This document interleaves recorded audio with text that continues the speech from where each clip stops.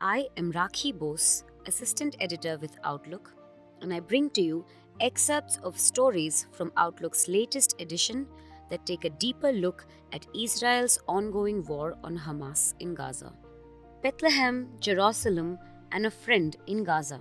In this piece, writer and novelist Sandeep Raina recollects his visit to the West Bank as he writes, "I see Gaza collapsing and children dying. A million Gazans are fleeing as the war burns their homes down. It's been a year since we were in Israel, all my family, for a holiday. I was compelled to write now because I just saw videos of a bombed down Gaza. I am looking for the face of my friend Tawfiq, who lives in Gaza. I dread seeing his face covered in blood or his maimed body. Last year, we went to visit Bethlehem, the birthplace of Jesus, in the West Bank. Aviv, a Jewish guide, said that Israel ended here and he could not come with us. We were on our own. This brought a thrill as well as fears. We entered a tunnel-like hall with bright white lights, red guidelines, and signs in Hebrew and Arabic. I hurried down, my footsteps echoing, my heartbeat loud. I have crossed borders many a times, some difficult ones like India-Pakistan on foot, but this didn't feel like a border. No one at either end of the tunnel checked our passports or questioned us. Tall metal gates opened into the West Bank.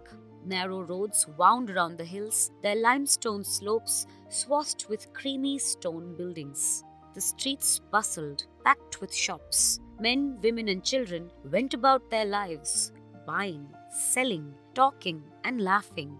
A faded poster on a graffiti wall mentioned a young boy killed in gunfire in 2016. Our taxi sped up and down the hills towards the church where Jesus was born. John, our Palestinian Christian guide, hummed Hindi songs to make us feel at home. He said, "I go to Jerusalem on Christmas." He didn't have a permit for other days. The distance between Bethlehem and Jerusalem is 11 kilometers. A border that has let my family through kept its own people apart. The Bethlehem church was sprawled on a hill. It was made of yellowish limestone, like most buildings in Jerusalem.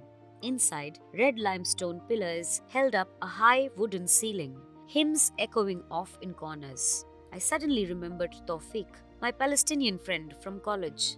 Tawfiq had studied engineering with me in Kashmir in the late 1980s. I messaged him excitedly that I was in Palestine and could we meet? Tawfiq messaged, "Dear brother, I live in Gaza. Wish you a happy visit and a good stay." He sounded abrupt. I didn't know what to say. Frankincense filled the air as we stepped into a small cave in the church. In my Roman Catholic school in Kashmir, I had seen paintings of baby Jesus on a haystack and of Mother Mary holding Jesus in her lap. It was surreal stepping into those paintings, touching the spot where Jesus was born and feeling the warmth of its oil lamps. A hymn rose into the air, like a lullaby or a Hindu temple chant. A priest offered me an olive oil lamp for blessings. I dipped my finger in the warm oil and touched everyone's heads. For more, read the latest edition of Outlook or log on to www.outlookindia.com.